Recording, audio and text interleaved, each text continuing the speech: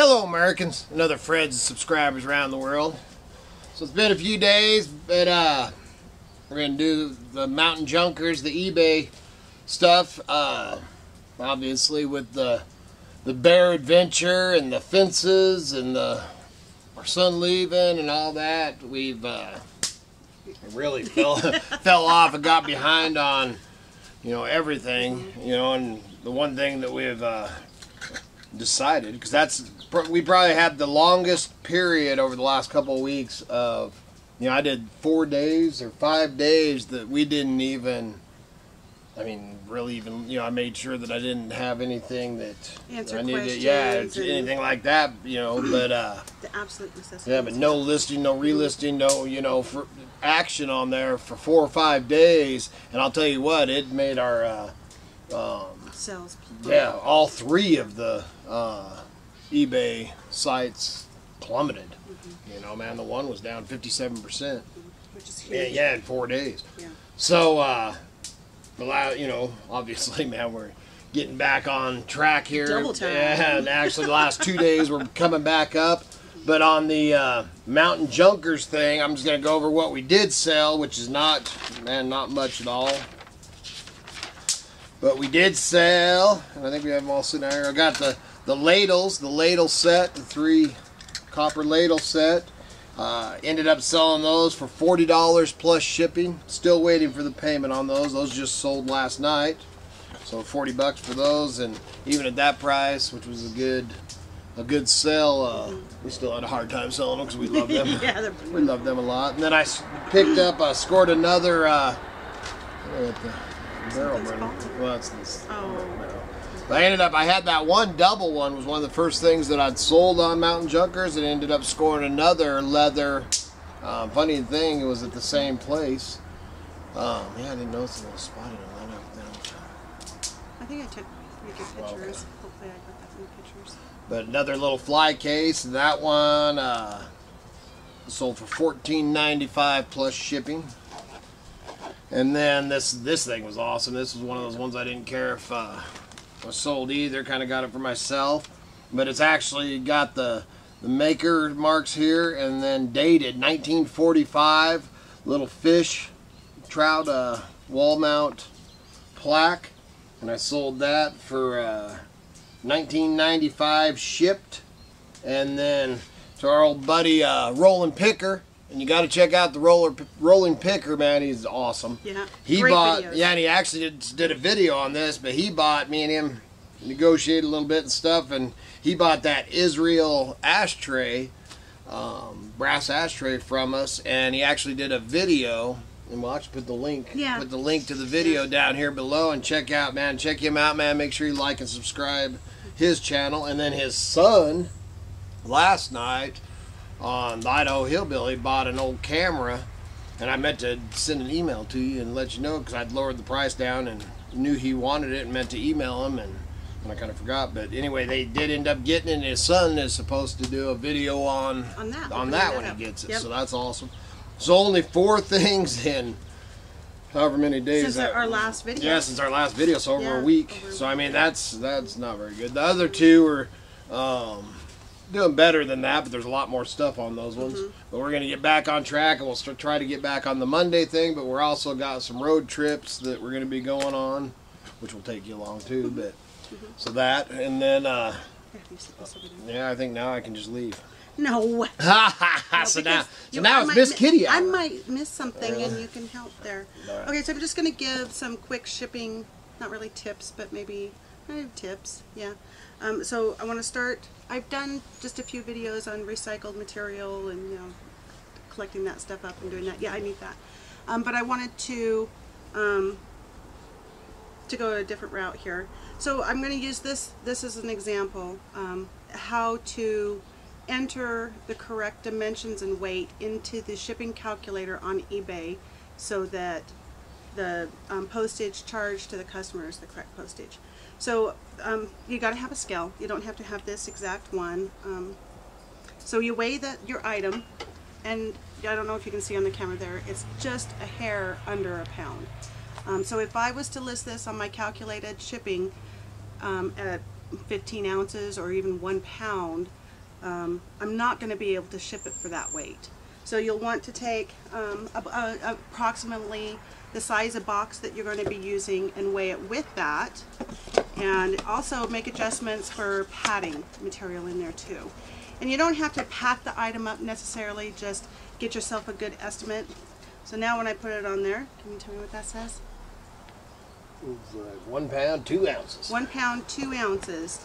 And I don't have any packing material on the scale here, so you want to estimate that. So once you get your rough estimate of what you think the whole package is going to weigh when it's ready to be shipped, then that is the weight that you put in to your eBay listing. Because if I was to just put the 1 pound and it sold and they paid the 1 pound price, then you're going to have to make up the difference. And on this item, 1 to 2 pounds, it's about $10. And he just told you that they paid $19.95 shipped. So no, that one. Was that one yeah. shipped? Man, I just gave that thing away. Yeah, so I really don't have a whole lot of room to pay extra shipping if I didn't measure this correctly.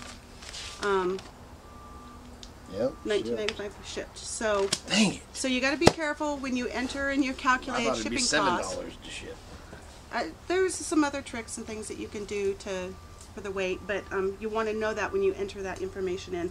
And another thing that I wanted to share, this is basically a $10 item, but to somebody, the person that's buying this, it means something to them. So you want to pack it. Something to me. You want to pack it. I'll give you 20. You give me 20 for it? Sold! You want to pack it with care so that when they get it, it's in one piece. This is made out of a chalk art. It's not extremely fragile, but it will break. So pack every item that you ship, no matter how much they're paying for it. Like it's a collector's item. So you want to pack this so there's no damage. Especially they get it. This is, I found one other one like it in 1945. So yeah. I mean, it is special. Yeah, I mean, even though it's not high dollar, yeah. But you don't want to just slip it into an envelope. We take 35. Sure. You don't want to just slip it into an envelope and ship it, because this needs to get to him in one piece, no matter what the price is. I think that's what I'm basically trying to say. No matter. I mean, if you're selling a $10 item, treat it like a $100 item, because exactly. you know you're selling it, so it must be, you know, you're taking the time to list it and all that, so take the time to ship it so it safely arrives. Right. And we've had our share of, you know, stuff broken over the years, and man, and I mean, we have actually received packages like that too, man. Sometimes you think, man, they must be playing catch at the. Right. I mean, it's crazy. Right. What's funny is the packages. I just took over your whole show, but the packages that came from closer. We got a package from Boise, which is like 130 miles from us, and that thing, man, it looked like it looked like it came from South Vietnam, man. That thing, I mean, it was bad. It was beat up, tore up, everything. Yet then we get a package from New York that's, man, looks like they just packed it and brought it over. Yeah, it's crazy. Yeah. It kind of depends on what hub it goes to is what it depends on. Yeah. And another tip that I just wanted to share, when I do my shipping, I print out my invoices, and I've just blacked out the customer's name here. So I've got customer's name, my information, and then the item here. And I print this out, and then when I do my shipping, I write my shipping information here, my weight and dimensions here. And I usually have several items I'm shipping at a time, so I'll number them up here in the corner, 1, 2, 3, 4, 5, 6, whatever it is. And then when my box is ready, I put a 1 corresponding to the one here. So when I sit down at the printer, I've just got all of these sheets of paper, and then once I enter that into my shipping label calculator and I print, and I just flip the paper over, put it back into the printer, and then I can cut off the label and tape it to the box. And then on the back of here I have my receipt with all my information, and the front I have the information of the item that was in the box. And then I keep those pieces of paper. He thinks I'm kind of crazy about it, but I think that I have every single piece of paper that we've for since 2003. 15 I can probably start throwing them away now, but after 3 months you can access your information on eBay, and there has been a handful of times that I have had to go back and use my papers to locate something.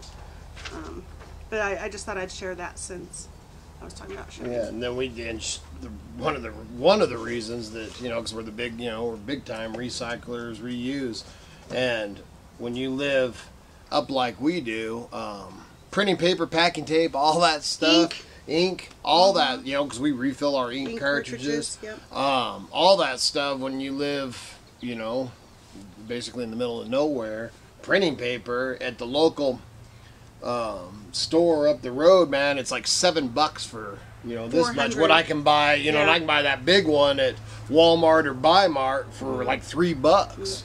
You know, and the closest ink, either we have to have it shipped to us or drive 120 miles round trip to get ink. Yep. That's the closest. Yep. So we have the refill thing. Miss Kitty refills them, but yeah, and packing tape up here, man, for that little about the size of the one you can get at the dollar store is $2.50. Yeah, $2.50. I mean, that's, man, the way she tapes up, that's like one package. Yeah. So, and that's not worth paying the shipping to. No, we buy our tape. You know, I'm not a huge Walmart fan, but man, it's hard to beat. That's one thing that we definitely go to, because I like my Bi-Mart over Walmart, and it's, you know, more of a well, it's employee owned. Yeah. So Bi-Mart is employee owned. Yeah. Like on Winco. Yeah, and it's a, you know, it's a local Pacific Northwest thing. I love Bi-Mart. Excuse me. I think that's all I had. That was my. That's the big eBay. That's the big eBay sales show for today. That's what happens when you slack off. What? What? But so anyway, so we'll try to get more stuff sold. I'm getting ready to go in there and do some listing and stuff right now, and try to get some more stuff sold. I don't even have any. Well, we have some stuff. I don't know if we showed, because did I ever show that plaque when I picked it up? I don't think I did. I'm not sure if you did or not. Yeah, because we had Uncle Earl here. I mean, it has been, man, since the bear killed my goats, man, it has been, I guess it's been almost 2 weeks. Yeah, and it's not just because of that. No, not just that. It has been just, yeah, and I mean, you know, Kevin D. and moving away, Uncle Earl being here, and the fences being upside down. I just realized that before we sat down, we just kind of threw this video together, but I didn't go through the last video to see if I had any questions. So I'll do that, and on our next video I'll... Yeah, so if you have any eBay questions, you know, it's going along the line. Oh, you know what, I didn't do everything. I knew there was something I was going to do. I was going to kind of tally up where we were. So I was actually going to watch that last video too, because I think in the last video, didn't I talk about how I was taking my $100 or whatever? Okay, so after well, this paperwork, man, I've got to figure out a simpler way to do this. But I ended up picking up a few more things. I think I left it off where after taking my $100 away, we were at $138.52, $138.52 after me putting my $100 back in my pocket. All right, since the $138, I purchased some more stuff, and I tallied it up last night. So at this point, and I think there might be a couple more things I need to subtract, but at this point, we're at $94.27. And then I got to go over here, and on the 4 items that I sold, get off my foot, man. The 4 items I sold, the money made, I've got to add, I got $23.25, $16.93, $9.25, and $7.15 to add to the $94, which puts us, I probably could put us up about 100, you know, under $150, but $140 roughly. I'm gonna try to, you know, I'm trying to show you that, because I mean that $140 is, you know, the Mountain Junkers has made that completely, you know, it's supporting itself, you know. So now I'm taking, because I have no money out of my pocket invested in the Mountain Junkers business now. So that's the way you'd say it, I guess. Yeah. So now we're just riding on, and that's one of the things I want to keep track of, because just for us, just to say, man, we built that, you know, man, 6 months or a year down the road, you know, and we've got, you know, a big old chunk sitting here, and be all, man, we did that with, you know, basically nothing, you know. I mean, we started it, we never even used that $100. We never got it. I think we were just under $50 of it we used. So, I mean, just showing you how you can do it, and once you get rolling, I mean, you're basically making it on your own, you know, once you start selling, you're actually, and get your money back, then it's just making money for you, man. It's making your, you know, making your money work for you. So So I thought I'd share that. I'm going to try to figure out a better way. Did you see all those pages? Yeah. Yeah, I started doing it, man. I'm like, oh my Lord, I'm so confused. So, anyway, it's a good Lord willing, and the creeks don't rise. We'll be back again real soon.